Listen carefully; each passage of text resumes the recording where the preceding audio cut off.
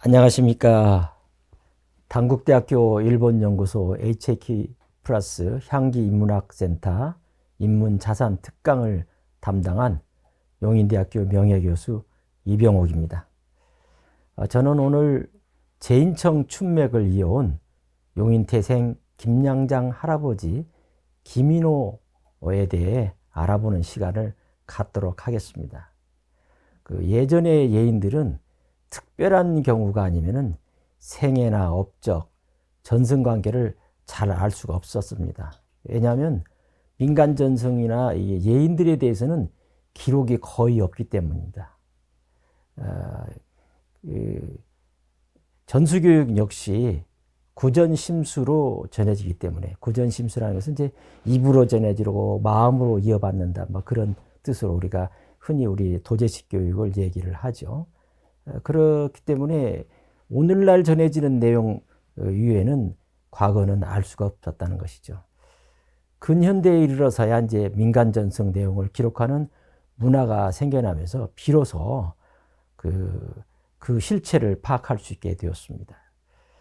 제인 김인호 선생은 그 생애의 끝무렵에서야 기록 문화가 생겨나는 그 시기이다 보니까 말년에 대해서만 신문이나 제자들의 증언을 통해서 단편적인 내용만을 우리가 알 수 있게 되어 참 안타까울 뿐입니다. 제가 김인호 선생의 관심을 갖게 된 배경은 지금부터 47년 전이니까 그의 제자 화성 제인청 출신 이동환의 색다른 예술을 접하면서부터였습니다. 첫 화면의 팸플릿이 바로 1977년 그 매스컴에 첫 번째 알려진 이동환의 한량춤과 발탈 발표회, 옛날 문희진흥원 강당입니다. 현재는 그 해화동역 근처 옛날 서울대학교 자리의 아르코 극장이었습니다. 당시 이제 정병호 교수님 주도 아래 그 전통무용 연구회가 주최하는 공연으로 저는 그때 이제 상당히 충격적으로 보았습니다. 특히 처음 보는 발탈, 그리고 얼굴 병신춤, 이런 걸 비롯해서 남다른 승무, 태평무, 진쇠춤, 한량춤, 뭐 이런 여러 가지 춤들을 볼 수 있었거든요. 1장에서는 김인호의 흔적들, 즉 태생, 스승, 활동, 별명, 제자 등을 간략하게 살펴보기로 하겠습니다. 우선 김인호의 생애에 남겨진 흔적들을 나열해보고 2장에서 하나하나 좀 더 구체적으로 짚어가도록 하겠어요. 첫 번째는 제1 경기 용인태생이라는 점, 용인에서 태어났다는 점. 두 번째는 김인호의 스승이 판소리 명창이며 줄타기의 명인인 이날치라는 점. 세 번째는 순종황제 앞에서 두꺼비 제주로 웃음판을 만든 일화가 전해지고 있다는 점. 4. 별명이 복돌이 또는 김양장 할아버지라는 점. 5. 광무대 시절 매일신보에 1914년에 1년 동안에 9번 그 출연한 내용이 기사화되어 있어요. 대단했죠. 그리고는 뚝 떨어졌다가 30년에 단 한 번 또 출연 기사가 있는 점. 그 다음에 6번째는 그 1915년에 광무대와 연흥사에 있던 경성 구파 배우조합의 부조합장을 역임했다는 그 기록이 있습니다.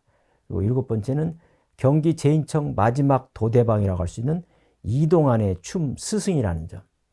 그리고 8번째는 광무대 권본 등에서 김인호가 춤을 가르칠 때 반주자가 근대 전통춤의 아버지라고 일컫는 한성준이라는 점. 사진에서도 보시다시피 2005년도에 운악 이동환의 춤 공연 팜프렛에 그 진쇠춤을 꽹과리를 들고 추는 장면이 나와 있습니다. 2장에서는 김인호의 행적을 좀 더 구체적으로 살펴보도록 하겠습니다. 제1. 경기 용인태생, 그리고 별명은 김양장 할아버지와 복돌이라고 하는 어떤 근거를 살펴보도록 하겠습니다. 잠정적으로는 1858년생으로 되어 있었는데 곧 나중에 구체적인 얘기를 하겠습니다.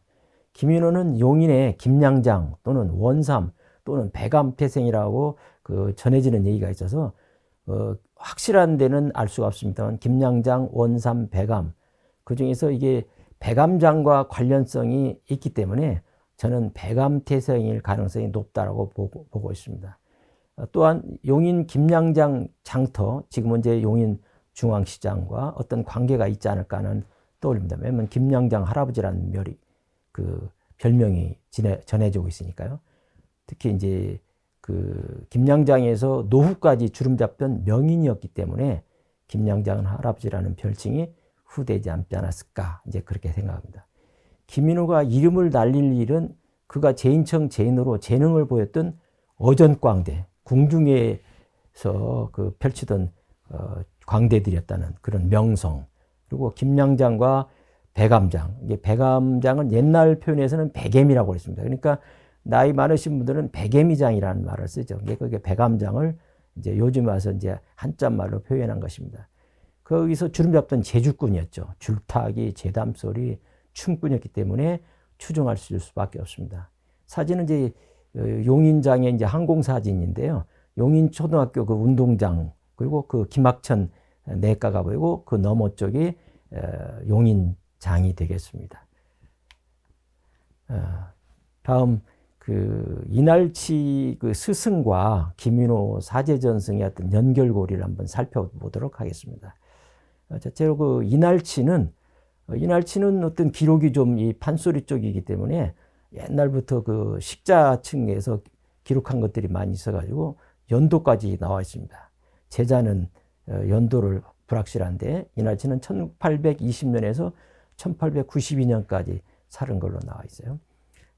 1840년, 50년 이때 남사당 줄광대의 유랑예인 활동을 하면서 남사당패의 근거지인 안성 청룡사로, 안성과 배감은 인근 지역이죠. 안성과 배감은 바로 인접지역이고 경계선입니다만 교류 관계가 깊고요. 안성장이 발달할 때가 있었고 배감장이 발달할 때가 있었어요. 그러면 자연히 제인들도 큰 장터 쪽으로 몰리게 마련이죠. 그러나 이날치와 김민호의 연배 차이가 워낙 커서 김민호의 줄타기 전수는 연결고리가 약해 보입니다. 이날치가 줄광대를 할 시기에는 김민호는 아직 출생 전이니까요. 두 번째는 이날치는 1870년대, 즉 50살 때 상경해가지고 흥선대원궁 앞에서 소리를 하였어요. 그의 소리는 아주 쉰 목소리, 이 쉰 목소리는 되게 노력을 해서 목이 갈라지고 득음을 하는, 그래서 컬컬한 소리, 이런 소리를 우리 판소리에서는 이제 수리성이라고 합니다. 정말 성량이 엄청 크죠. 그리고 웃고 울리는 그 형용 동작이 사람들을 사로잡았다고 합니다. 이는 이제 오늘날 코믹한 김인호의 제담소리와 유사성이 높죠. 김인호도 약간 그런 코믹한 그런 부분들이 스승의 대를 이었기 때문에 그렇다고 봅니다. 김인호는 이제 20대로 경기 제인청과 안성 남사당, 안성 향당과 이게 유대가 깊어서 연결 가능성이 높은 시기가 되겠습니다. 또한 줄타기나 판소리, 제담소리 등을 사산 후에는 이제 김인호는 이제 배감장, 김양장 등 고향의 장터를 중심으로, 그리고 수원 제인청의 제인으로 활동했을 가능성이 높고요. 실제적으로 제자 이동환 선생을 통해서도 얘기를 들은 부분이 되겠습니다. 그다음에 세 번째, 후일은 이제 그래서 김양장 할아버지라는 별명이 얻게 된 배경이라고 생각이 되겠습니다. 세 번째는 이제 이날치에는 또 소리 스승이 있어요. 이게 이 소리 쪽은, 특히 판소리 쪽은 계보들이 상당히 발달돼서 전해지는 스승과 제자들에게 전해지는 얘기들이 많아서 스승 박유전 얘기까지 이제 등장이 됩니다. 이 박유전은 흥선대원군과 소리로 각별한 사이였어요. 대원군이 이 판소리를 좋아했기 때문에요.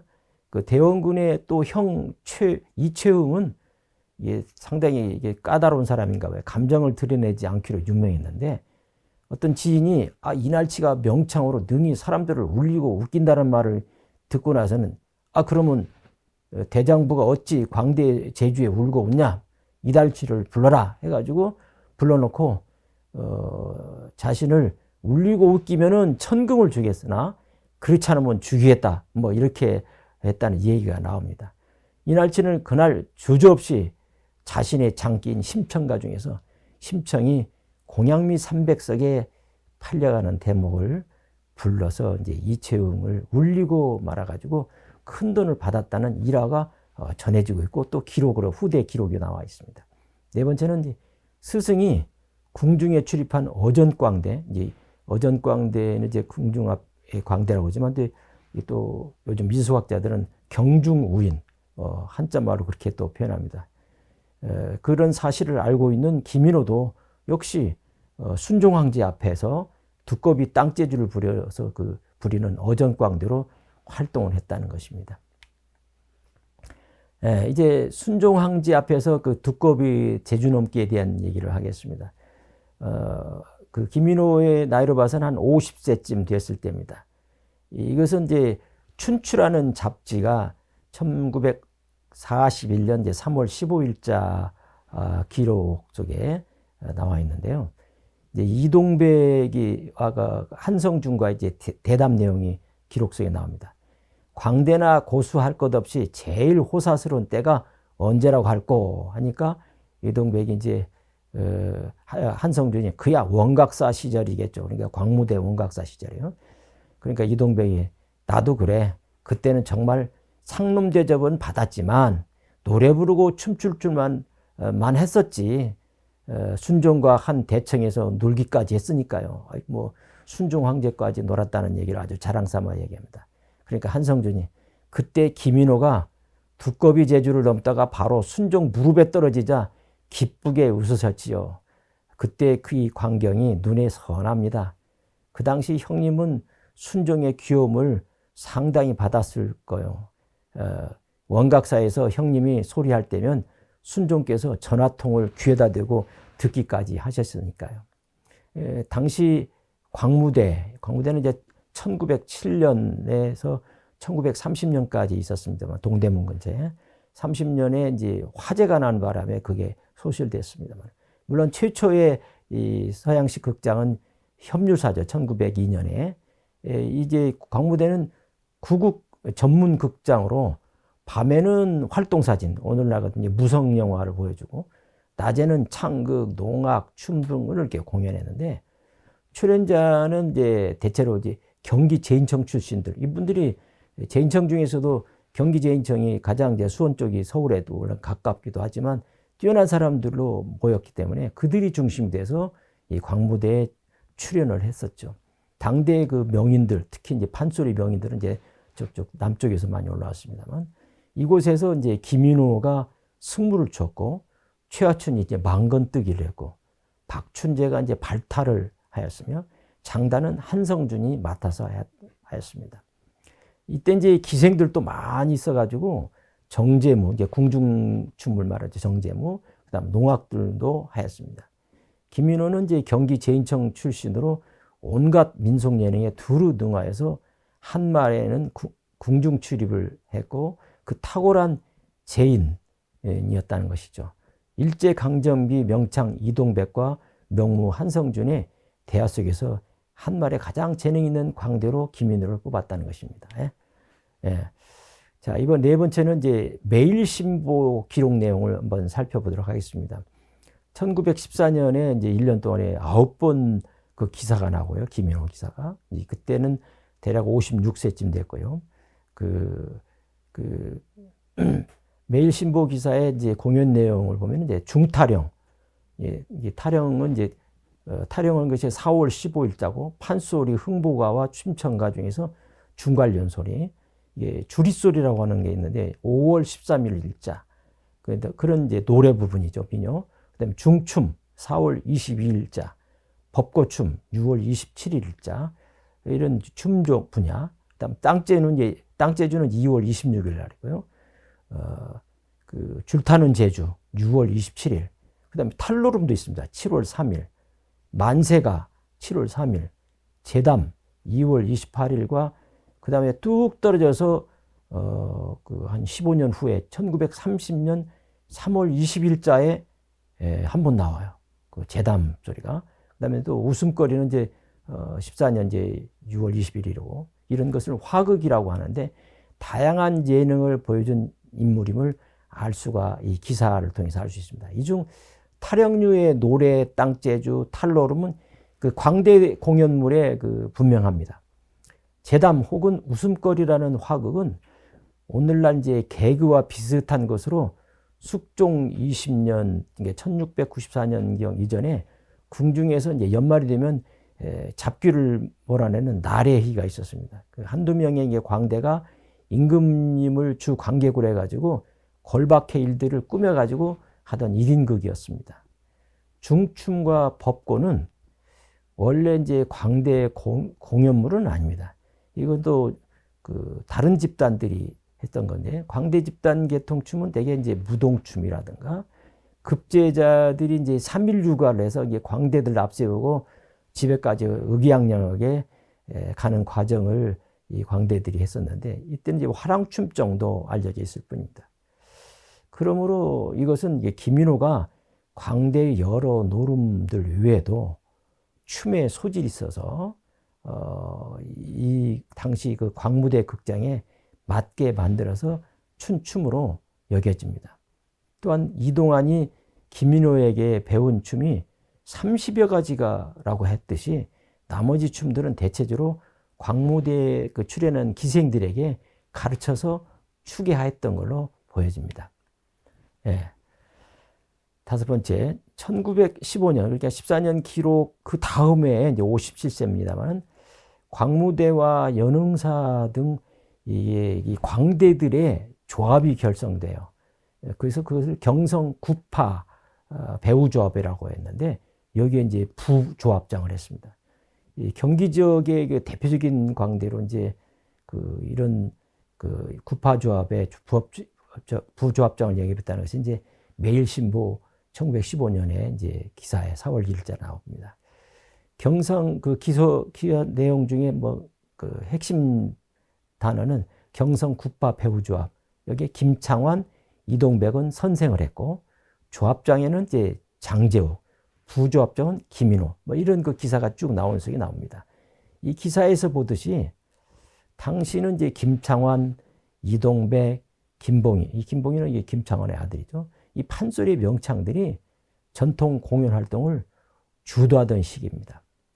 그러한 시기에 김인호는 실제 광무대에서도 대표적인 예인이었고, 전국의 광대들이 모여 경쟁하던 서울의 광대사회에서 부조합장과 같은 중책을 맡았다는 것으로 봐서 김인호의 지위를 짐작할 수 있습니다. 왜냐하면 대개 그 조합장 회장은 돈이 많은 사람들이 하는 거고, 부조합장은 그 예인들 중에서 대표자들이 하는 거거든요. 그러니까 가장 대표적인 인물이었다는 것을 알 수가 있습니다.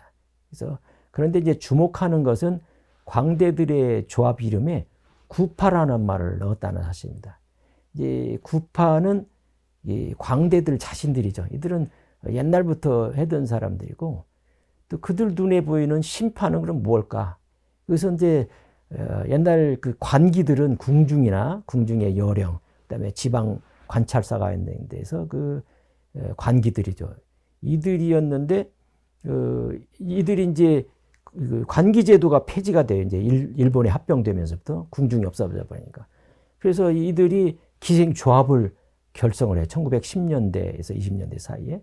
그 후로는 이제 일본의 게이샤의 전승 집단인 그 권번이라는 말을 그대로 우리나라에 차용을 해서 그런 그 기생조합체를 만들어서 전국적으로 그 기생조합에서 그 권번 활동을 하고 공연 활동하고 이제 그 음식점, 요정을 운영하고 그랬던 것이죠.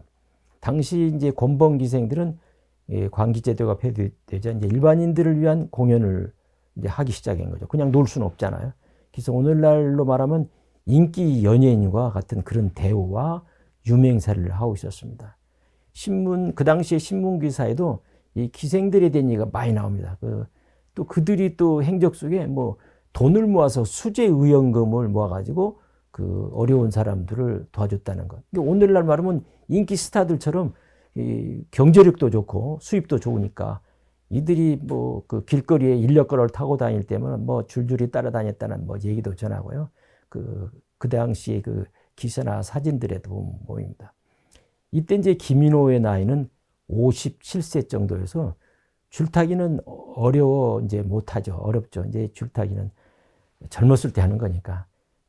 어렸을 때 배워서 그 청년기에 하고 중년기 넘었으면은 좀 힘들어집니다. 그러니까 이제 그 밖의 재능을 또 발휘하게 되죠. 특히 춤 분야에 많은 업적을 남겼는데 이동환 그 제자 이동환 선생이 증언에 의하면은 33종의 춤을 알려줬다고 그래요.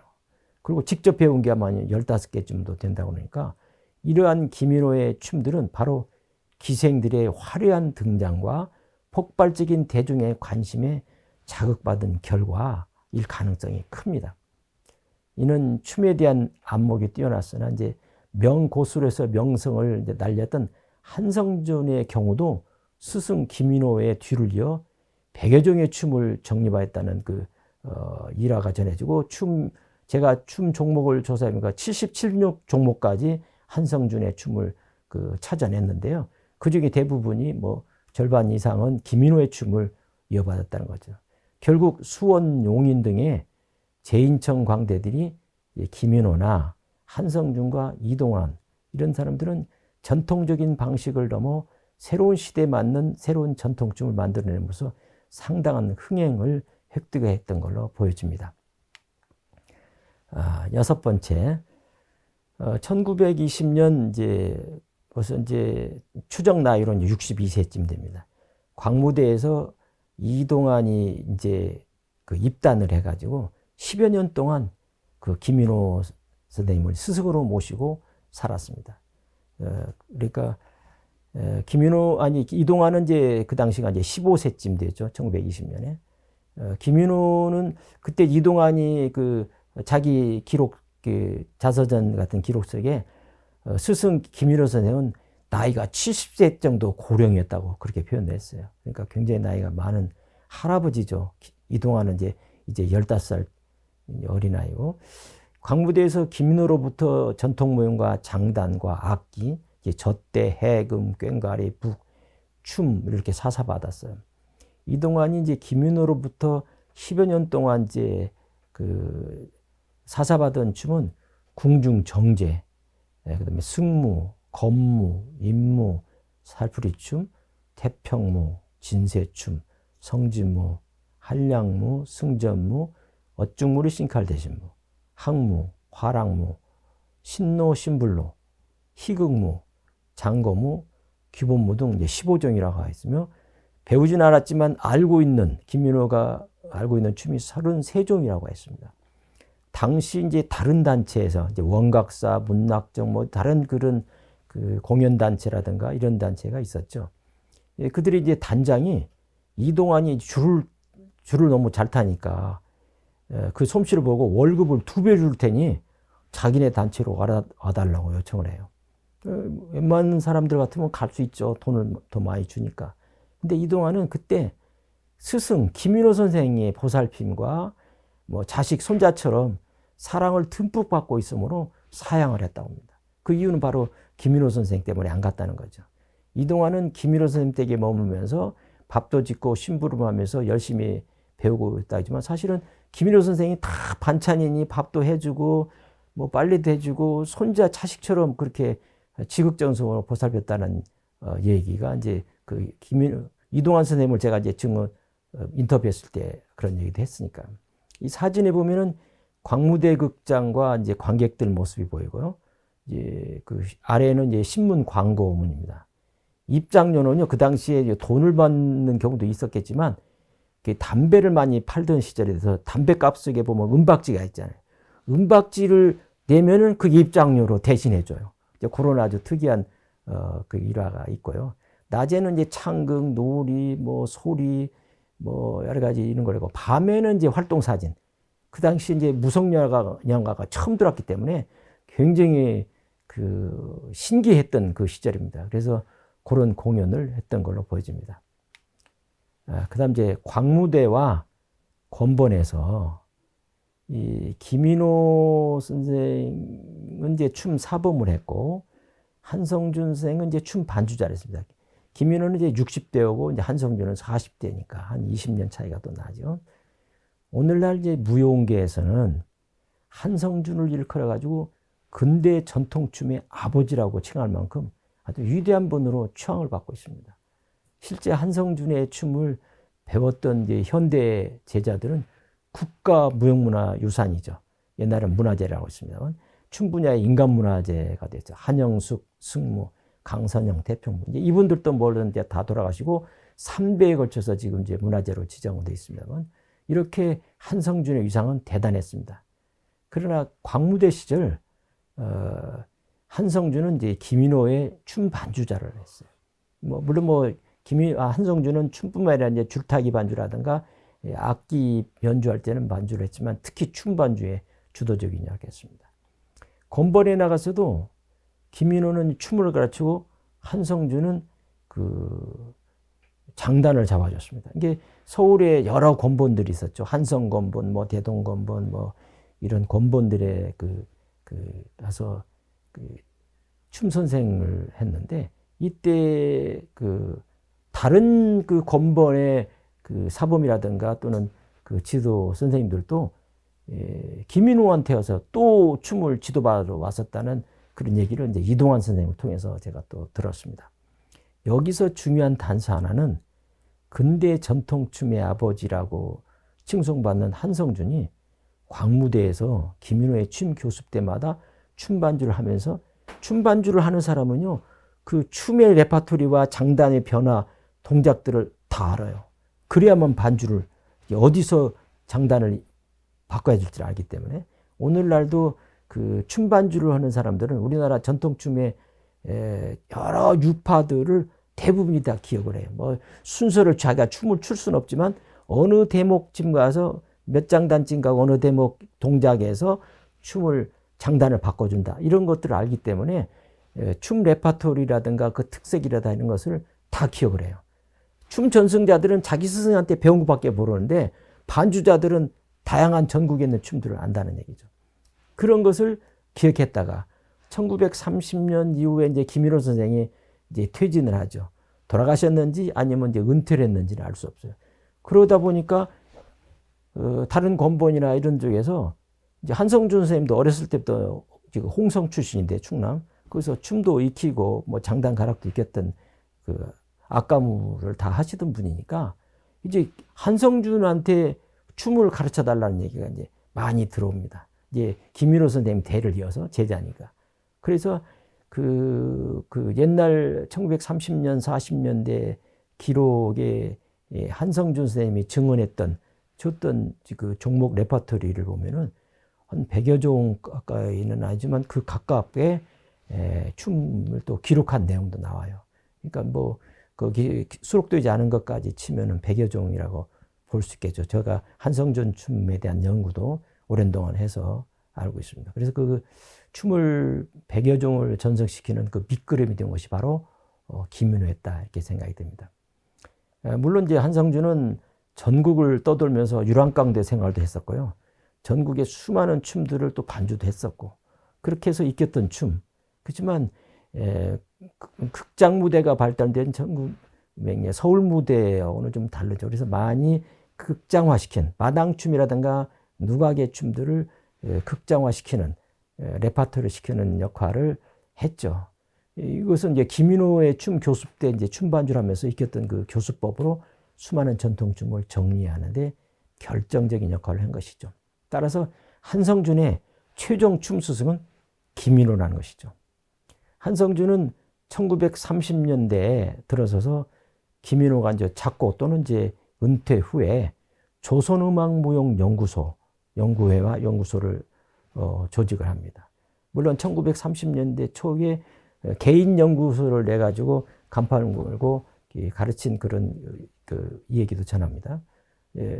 그래서 춤을 뒤늦게 가르치기 시작한 거죠. 왜냐하면 고수 생활로 한성준은 50년을 살다가 말년에 한 10여 년 동안에 이제 춤을 가르치는 춤 선생이 돼요. 그때도 이제 춤 선생을 이제 그 조직 속에서 있었는데 여인이기 때문에 이제 시집을 가서 안 나타나는 바람에 이동환이 좀 했다가 나중에는 한성준이 직접 가르치는 그런 일이 있습니다. 사진은 이제 충남 홍성군에 세운 한성준 기념관 앞에 한성준이 이제 춤추는, 승무를 추는 장면이 동상으로 표현되어 있습니다.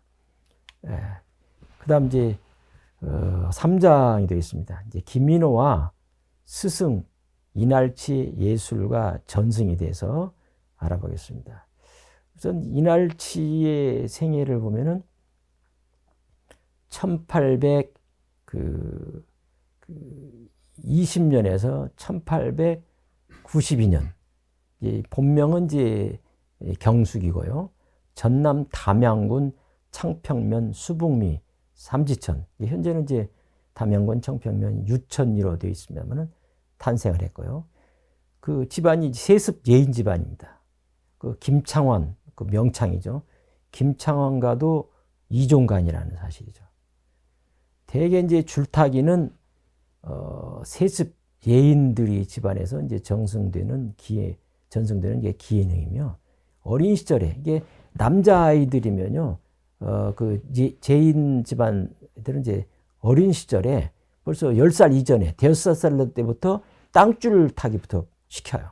그래서 땅에서부터 줄위에처럼 그 타는 연습들을 많이 시킵니다. 그리고 이제 조금 줄을 높여서 한 자 정도, 한 30cm 정도 줄을 매달아 놓고 연습시키고, 떨어져도 바로 땅이니까 그 멍석을 깔아놓고 이제 다치지 않게.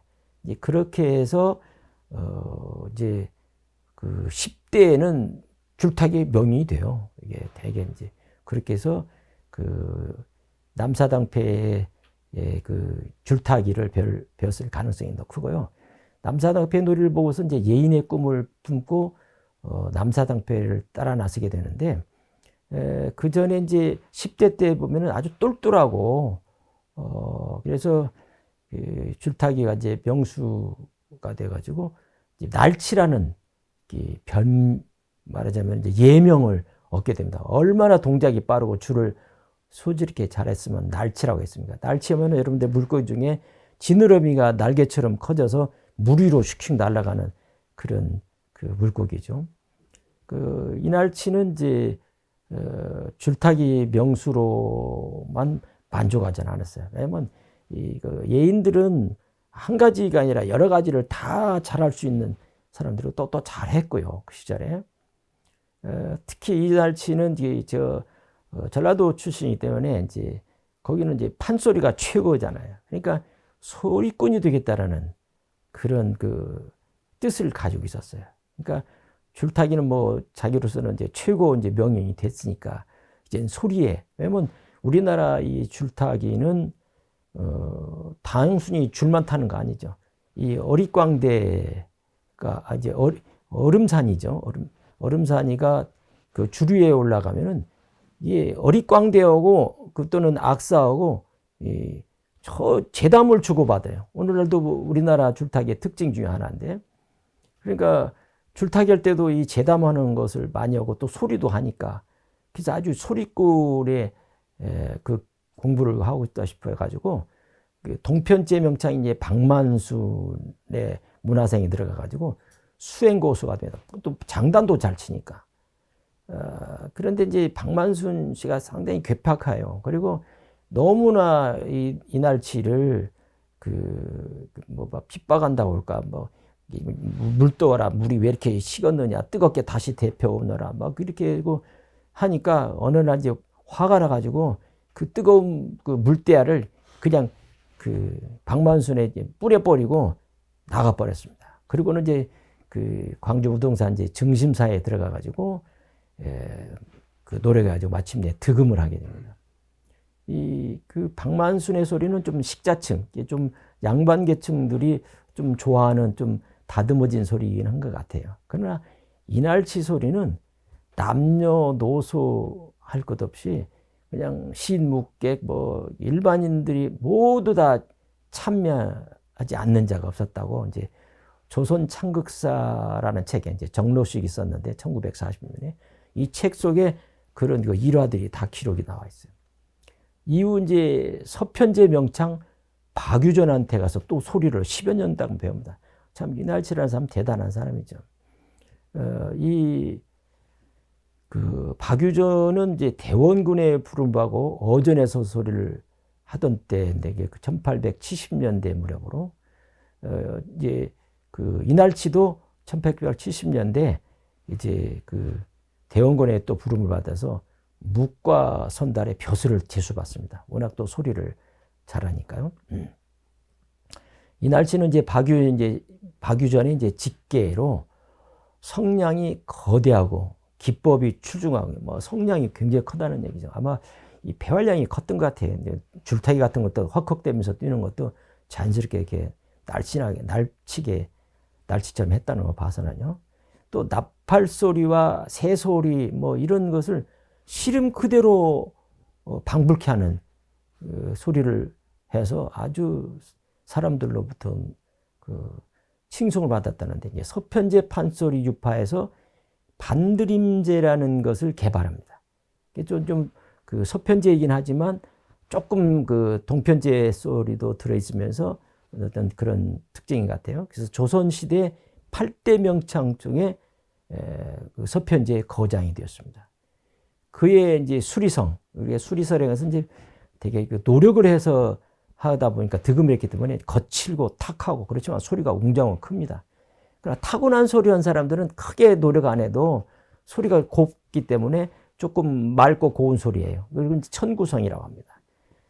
얼마나 이제 그 수리성이 컸던지 춘향가 중에서 신간사또 부임 대목에서 나팔 소리를 내면서 이제 등장하는데, 이제 나팔 소리를 그 입으로 소리 나니까 실제 나팔 소리하고 구분이 안 될 정도로 대단했다는 정도였다 합니다. 그리고 또 인경 소리가 이제 절에 가면 땡그랑 소리 나잖아요. 이걸 또 인경 소리처럼 그 들렸다고 그래요. 그러니까 성대묘사가 대단했죠. 이처럼 이제 이날치는 민요, 판소리, 뭐 줄타기, 뭐 이렇게 능인데, 특히 이제 민요에서는 새타령 노래하고 뭐 쑥국 머리가 이제 이런 노래 하지 않습니까? 이런 노래 부를 때 진짜 새가 날았다는 또 일화가 또 그 조선 창극자 속에도 또 나와요. 네. 이번에는 이제 스승 이날치와 제자 김인호의 예술과 이제 전승 관계를 한번 이제 또 이제 김인호로 돌아와서 살펴보겠습니다. 조선시대 그 용인 배감은 이제 조선시대는 안성군 죽산면이었어요. 그러니까 안성 땅으로 이렇게 그 편제가 돼 있었던 거거든요. 그러니까 안성의 남사당패와 유랑광대들이 연희 활동하는 그 고장이 안성 그 청룡사를 중심으로 해서 그 전국에 그 연희패들이 나갔던 거기 때문에 상당히 발달됐던 것이죠. 그 배감은 바로 안성과 바로 옆이고 같은 문화권이고 또 농지가 많아요. 배감은 용인은 산이 많은데 배감 쪽은 원산 배감은 평야지대입니다. 그래서 그 풍물 농악이 또 발달돼 있었는데, 한때는 그 안성 농악보다도 배감 농악이 더 발달했었다. 그래서 그 배감 농악의 차용성 그 할아버지를 이제 돌아가셨습니다. 그분을 이제 증언할 때도 그런 얘기가 나왔었습니다. 이때 이제 김인호하고 상면할 가능성이 상당히 높아 보입니다. 이때는 김인호도 이제 20대 정도 됐으니까요. 그때는. 그래서 김인호가 이제 배감 출신이라 보면 배감에서 먹고 자라면서 그 집안도 예인이니까 줄타기부터 배워서 줄을 챘겠죠. 그래서 요건 백예미장. 그 백예미장을 옛날에는 이제 배관장 뭐 이렇게도 썼었습니다만은 그래서 그러다가 이제 배감장이 이제 쇠퇴를 해요. 이제 시대 흐름에 따라서 이게 그 사람들이 모이는 쪽이 많아지니까 서울 쪽이 가까우니까 용인장이 용인장이 이제 김양장인데 김양장으로 옮겨요. 이제 배감장은 좀 쇠퇴 일로를 빠면 그 장의 쇠퇴 중심은 소시장입니다. 우시장이 어디가 주가 되느냐에 따라서 가장 큰 돈이 오고 가는 데는 그 우시장이니까. 그래서 이제 용인장으로 바뀌게 됩니다. 그래서 이제 배감장에서 활동을 하다가 이제 그 김양장으로 활동 모델을 아마 옮겼을 거고, 그래야 또 수원 화성 제인청에 또 제인으로서 거기에 활동을 했던 분이니까요. 이렇게 그렇게 해서 그 활동을 용인, 그다음에 수원, 뭐 배감 이런 쪽에서 활동했던 걸로 보여지고요. 1820년생인 이날치하고 1855년에서 60년 사이에 출생으로 이제 추정하는데, 저는 이제 58년으로 추정하고 있습니다만, 김인호와의 세대 차이가 35년에서 한 40년 정도 됩니다. 그래서 이제 이동화, 또 그리고 이동화는 이제 1905년에서 1995년까지 살았는데요. 김인호는 이제 45에서 50년 이제 세대 이런 차이가 납니다. 그러니까 이날치, 그 김인호, 이동환 이 3대에 걸친 나이 세대들이 차이가 상당히 좀 큽니다. 그래서 김인호의 전수 시기 이제 10대는 이제 스승 이날치가 50대가 돼가지고, 직접 이제 이날치도 이제 50대가 되면 줄은 못하죠. 하지만 이제 실기 지도를 받기는 어렵지만, 그 아까도 얘기했듯이 이 얼음산이와 어릿광대와의 그 재담을 주고받는 재담소리와 창 이런 것들은 얼마든지 할 수 있던 것이고, 그게 이제 주가 될 수 있죠, 나이가 들면. 그래서 줄광대 소리와 재담 소리를 주로 전수받았을 가능성이 크다고 봅니다. 우리나라 줄타기는 아까도 한번 얘기했습니다만, 줄타는 기능만이 아니라 재담과 판소리 같은 이런 것이 주류를 이룬 것이 한국 줄타기의 특징이란 말 다시 한번 확인하고요. 줄타기의 얼음산이 이제 오늘날 김대균 인간문화재입니다만 30대에 국가무형유산 보유자가 됐어요. 30대 인간문화재 되는 것은 극히 이례적인데, 줄타기는 생명이 짧잖아요. 시작이 빠르고. 그래서 지금 오늘날 60대가 된 이 김대균 생은 거의 줄고사라든가 중타령, 판소리를 주로 하는 소리꾼 같은 줄타기. 줄에서는 대충 하면서 앉아서 소리하고 재담을 주고받고 하는 것을 하고 있잖아요. 이제 그런 모습들이 이날치 이제 김인호한테서 나타나는 현상입니다. 그 이날치가 1870년, 즉 한 50대 정도에 상경을 해가지고 흥선대원군 앞에서 이제 소리 한 1화, 그 수리성 아까도 얘기했습니다만, 웃고 울리는 형용 동작 이런 것들을 워낙 잘했기 때문에 대원군도 아주 뭐 굉장히 기뻐했었고요. 이러한 사실은 이제 코믹한 김인호의 재담 소리와 유사성이 높죠. 김인호도 역시 그런 재담 소리가 아주 발달되어 있고, 아까 그 신문 기사 매일신보에도 1914년 기록에서만 해도 1년에 9번 출연하는 그런 내용이 나오는 게 그렇죠. 뭐 그 이전에는 뭐 김인호가 뭐 활동을 안 했던 건 아니지만, 이제 말하자면 그 매스컴에 이제 집중화된 시기였다, 이렇게 볼 수 있겠습니다. 당시는 이제 김인호가 20대에 남사당패, 판소리, 재담소리 이런 걸 사사해가지고 배감장, 김양장, 이제 고향 그리고 수원 제인청의 활동이 이제 높다라는 것을 이제 다시 한번 확인시켜주는 부분이 되겠습니다. 이제 김인호의 생년과 생몰 연도를, 물론 뭐 앞서서도 제가 이렇게 추정한 연도로 얘기를 해봤습니다만은, 그냥 무턱대고 하는 게 아니기 때문에 그거에 대한 얘기를 조금 뭐 말씀을 드리겠습니다. 그 생몰과 생년 연도를 정확하게는 알 수는 없죠. 또 언제 어디서 무엇을 어떻게 전수받았는지, 줄타기인지 판소리인지 뭐 이런 것도 사실상 그 전 단계에서는 기록이 없으니까 말년밖에. 그 줄타기는 앞서도 말씀드린 것 같이 이제 10대 이전부터 전수받아야만 얼음산이의 기초를 터득할 수 있는 것으로 본다면은, 소년기를 지나 청년기에 남사당패, 이제 안성이죠, 배감, 그 화성 제인청에서 줄타기보다는 줄광대 소리와 재담 소리를 주로 전수받았을 가능성이 큽니다.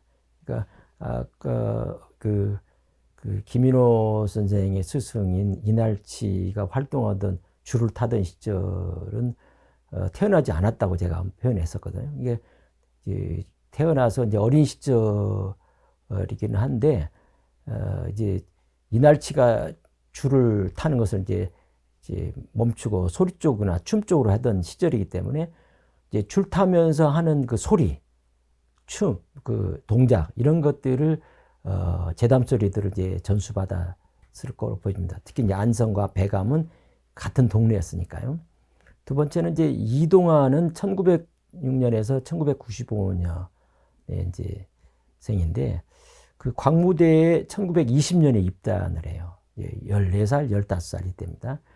춤을 배울 때 이제 한성주 그때 그 이동환 선생이 자기가 증언한 내용을 보면은 한성준 선생은 53, 4세쯤 된다고 추정했고 김인호 선생은 70세 정도 되는 아주 고령이라고 얘기를 했어요. 그런데 실제 한성준이 1874년생이기 때문에 47, 8세였어요. 그러니까 이동환이 바라보는 한성준의 나이에 갭이 6년 차이가 나요. 이것을 김인호 선생이 딱 대입해서 70에서 6세를 빼면은 아마 65세, 4세 정도가 아마 맞을 것 같아요. 김인호는 1857년, 8년. 요게 아마 근사치로 보여집니다. 그래서 이동환의 이제 태평물을 전수받아서 이제 조선의 마지막 광대 이동환, 이것은 이제 두 번째 책을 이제 2015년에 서예문집에서 내신 이제 김명수 선생은 아예 그냥 1860년생 출생으로 이제 추정을 하고 있더라고요. 그 책에서는.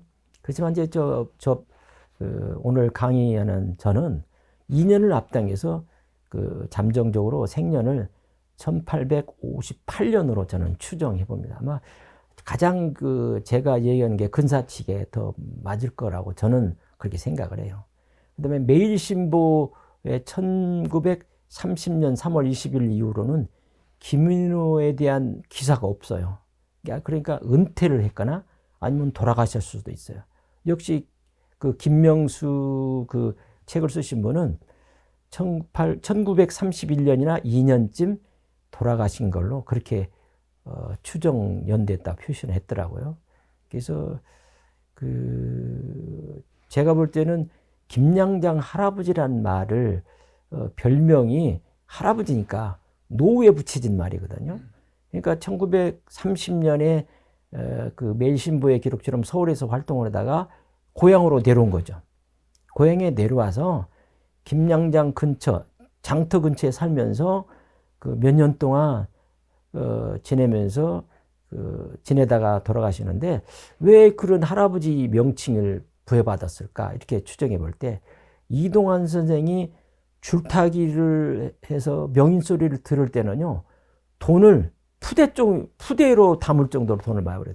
아침에 줄을 타러 올라가면은 점심 먹을 새가 없대요. 위에서 그 낚싯대에다가 그 먹을 것을 이렇게 매달아줘서 올리면 줄 위에서 먹고 또 먹으면서 또 소리하고 춤추고 그래가지고 사람들이 그 밑에 푸대를 놔두면은 거기다가 돈을 넣는 것이. 그래서 뭐 돈을 어마어마하게 벌어가지고 뭐 집도 사고 뭐하고 많이 했다고 그래요. 아마 그 김인호 선생도 그렇게 돈을 많이 벌어서 그 지역사회에 많이 후원을 하지 않았을까. 물론 뭐 재담소리든 이제 줄은 못하도 그 지역에서 김양장에서 뒤늦게나마 이렇게 말년에 했기 때문에 김양장 할아버지란 말이 보통 돈을 많이 이렇게 희사를 했다라는 것은 이제 복돌이라는 별명이 또 하나 있어요. 김양장 할아버지, 그다음에 복돌이 김인호 할아버지. 그래서 이 복을 많이 준다, 이제 베풀었다는 뜻이거든요. 그런 면에서 김인호 선생은 용인 그 김양장 할아버지 또는 복돌이 할아버지라는 말이 지금까지 전해진 것이 아닌가 이렇게 생각합니다. 이제 마지막으로 나아가서 얘기를 진행하겠습니다. 김인호 예술 생애와 이제 콘텐츠 개발에 대해서 한번 얘기를 하겠습니다. 제가 이제 추정한 나이는 김인호가 이제 1858년경 출생이라면 이제 광무대 시절 1914년에 무대 출연은 그 9번 나왔다는 기록에 56세입니다. 그 시절에 56세는 이제 오늘날은 이제 장년이라고 하고 뭐지만 옛날에는 노년. 제가 어렸을 때만 해도요, 50세 넘으면 농사 짓는 할아버지들이 없어요. 다. 그리고 저희 큰아버지들이 몇 분 계셨는데 50대 다 돌아가셨어요. 그만큼 남자는 60회갑을 받는 경우는 저는 보지 못했고요. 할머니들은 이제 60 회갑잔치를 하고 극히 드물게 60을 맞이했거든요.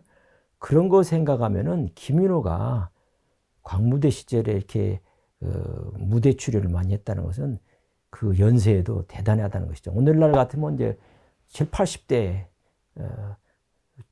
되지 않았을까 그런 생각이 듭니다. 저 역시도 지금 나이가 좀 들었습니다만은 제가 이렇게 건강할 수 있었던 것은 제가 탈춤을 추니까 그렇거든요. 그런 것이 이제 평생 동안 반백년 동안 이제 다듬어져서 이 다리심이 있다 보니까 잘 걸을 수 있는 사람은 건강한 거예요. 이런 것과 맞아 떨어지는 거 아닌가 하는 생각이 듭니다. 게다가 이제 땅재주를 보였다는 거, 그 순종 황제님 앞에서 물론 이제 현재 연령으로서는 상상하기 어렵습니다만은 그러니까 이제 주로 입으로 하는 이제 중타령, 그 흥부가 춤천가 또 웃음거리, 뭐 만담, 벚꽃춤, 탈노름, 중춤, 뭐 승무죠. 이런 것을 했다는 거. 그리고 1920년대부터 이동환이 이제 춤을 배우기 시작했는데 이때 이제 64세 정도로 추정이 됩니다. 그러면 회갑진갑도 지난 상할아버지죠. 이제 이분한테서 직접 춤을 배우기도 했지만 그 재담이라든가 이런 것을 많이 배웠던 걸로 시작이 됩니다. 그래서 조선 또 순종 이제 제위기간이 이제 1907년에서 10년, 4년밖에 안 됩니다만 그때 한일합방이 10년 되는 바람에 순종이 이제 폐위가 되는 것이죠. 그 앞에서 두꺼비 춤과 제주를 부릴 때가 50대 전후였죠. 그러니까 참 젊은이가 아니지만 이 땅재주를 부리다가 순종황제의 무릎까지 굴러 떨어졌다는 그 실수를 보면은 상당히 나이가 많아서 실수를 한 거 아닌가, 이제 그런 그 긴장감도 있었고 젊은 나이가 아니기 때문에 그렇다고 이제 추정을 합니다. 한편은 저는 또 이런 생각도 했어요. 일부러 그런 거 아닌가? 좀 웃기려고? 이 김윤호는 상당히 그 웃음을 많이 주는 사람이기 때문에 뭐 그랬을 수도 있다는 추정도 저는 해본 적이 있어요. 1930년에 이제 마지막 매일신보 기사에 나온 때는 이제 이때 나이가 72세입니다. 지금 말하면 8, 90대예요. 초고령화되어서 있는데도 몸으로 하는 춤은 못하지만 입으로 하는 재담은 할 수 있잖아요. 저도 좀 이렇게 강의를 하고 있듯이. 그러나 당시 연령 수준으로는 기적 같은 대단한 체력의 소유자였다고 봅니다. 그것은 어렸을 때부터 익힌 땅재주와 춤과 줄타기, 그러니까 이 다리가 굉장히 짱짱하죠. 그 중심을 잡을 수 있는 줄타기 명인들은 오래 살아요. 근데 이제 그 예전에 이제 저보다 전 단계 분들 중에서 오래 살 수 있었는데 이 고혈압으로 뇌출혈로 쓰러져서 돌아가시는 바람에 참 안타깝기도 했었습니다만은. 그래서 이 기초 체력이 좋아서 오래 살 수 있었다 이렇게 보고요. 그런데 왜 제인 중에 제인, 광대 중에 광대인 김윤호는 세인들의 관심과 기록에 남지 못했을까 이제 궁금합니다. 이제 물론 필자의 이제 생각으로는 저는 이제 민俗학을 하는 입장에서 보면은 그야말로 근데 그 시절에도 기록이 남는 분야가 있어요. 그게 이제 판소리 분야입니다. 왜냐면 그것은 양반 세대들과 궁중에서 그 황제가 좋아하고 하기 때문에 이 판소리만큼은 천민들의 소리긴 하지만 양반들이 좋아하기 때문에 그걸 기록으로 한 사람들이 있고 또 그걸 또 연구하는 학자들도 식자층들이 있었다는 것이죠. 그래서 그 아까 처음에 서두에 했듯이 이제 구심전수, 심수, 구전심수라는 표현했듯이 그냥 말로 전해주고 말로서 이어받았기 때문에 가슴으로 기록으로 남지 않았다는 것이죠. 그 시대에 마지막 경계선에 있었기 때문에 그 김윤호가 그 기록 속에 남지 못했던 거 아닌가 생각이 듭니다.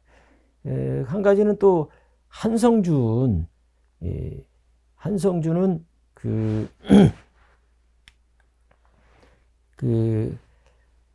한성준은 여러 가지로 오늘날은 참 근대 전통춤의 아버지란 명칭을 받을 정도로 유명했던 분이긴 하는데, 이분은 그 제자들을 또 잘 두었고 또 때를 잘 만났어요. 그래서 홍성 출신이지만, 충남 출신이지만 서울로 올라와서 서울에서 많은 판소리의 명창들의 고수 생활을 하다 보니까 자연히 이름이 알려지게 돼요. 그래서 일고수 이명창, 뭐 삼관객 뭐 이런 표현도 씁니다만, 그래서 그렇게 해서 유명했고, 그다음에 또 이게 리더십이 좀 있어요. 그래가지고 그런 예인들의 그 조직체를 만드는데, 특히 그 조선음악무용연구회 연구소를 개설하고 연구회를 조직해서 많은 예인들을 규합하는 역할도 하고 그런 대표적인 역할을 많이 했기 때문에 더더욱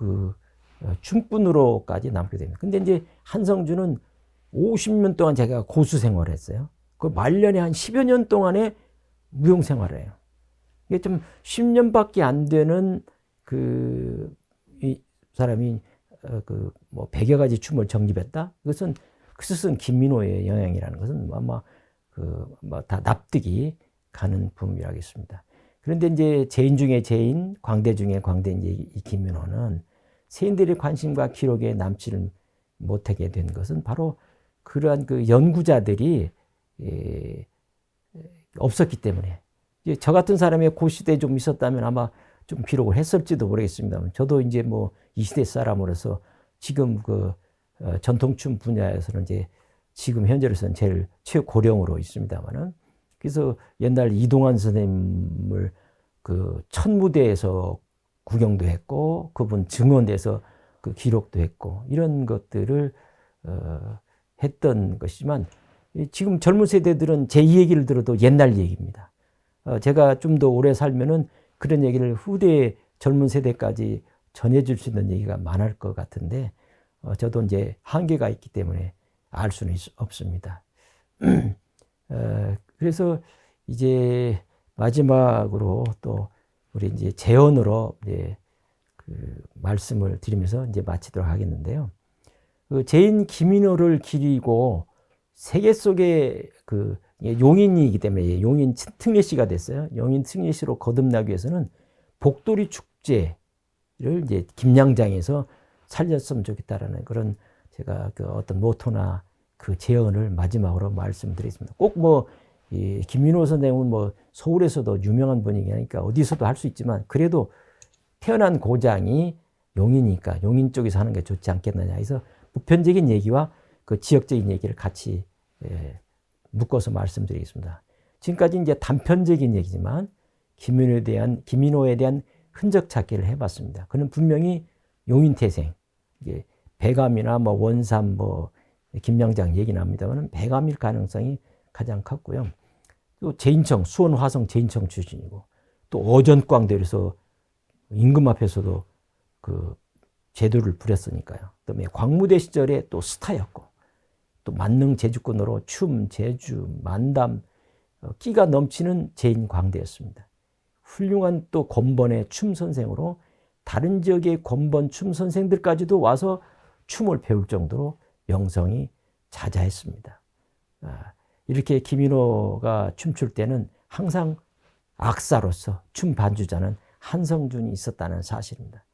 그래나마라도 한성준이 젊으니까 김인호의 춤을 다 배워서 그 기록 속에 나중에 제자들한테 가르칠 때 100여 가지가 있다는 사실들을 증언도 하고 춤을 직접 가르쳐서 오늘날까지 전해지면서, 그러나 이제 이 시대 사람들은 김인호는 모르지만 한성준을 알죠. 그래서 한성준을 근대 전통춤의 아버지라고 칭하고 있습니다. 그럼 저는 김인호는 근대 전통춤의 할아버지라고 말하고 싶다는 생각이 듭니다. 아마 그래야 한성준과 김인호의 맥이 이어지지 않을까.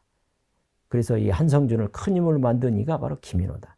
뿐만 아니라 이동환의 스승도 물론 김인호죠. 즉 근대 전통 제인의 양대 산맥으로 우리가 추앙하는 한성준과 이동환을 꼽을 수 있는데 이들을 존재하게 만든 이가 바로 김인호이며 분명히 그들의 스승입니다. 그런데 이렇게 훌륭한 용인 태생 김인호를 용인 사람들은 그동안 외면하고 살았습니다. 물론 뭐 그 분야 사람들이 아니기 때문에 그럴 수도 있습니다만 이제는 좀 더 시 자체에서 많은 그 문화원도 있고 하니까 예총이라든지 이런 데서 좀 노력을 해가지고 그분의 그 컨텐츠를 좀 개발했습니다. 현재 용인에서는 그 포운 문화재가 대표 문화재로 하고 있어요. 이 포운은 정몽주지 않습니까? 우리가 생거진천 사거용이란 말이 있는데 포운 정몽주는 그 장지로 상여가 나가다가 이 용인 그 포곡 거기 묘지가 있는 쪽을 지나는데 막 돌풍이 불어가지고 상해라든가 만장이 다 막 쓰러지고 해서 잠시 멈추게 됐어요. 그러면서 이제 그 후손들이 이거 좀 예사한 일이 아니다.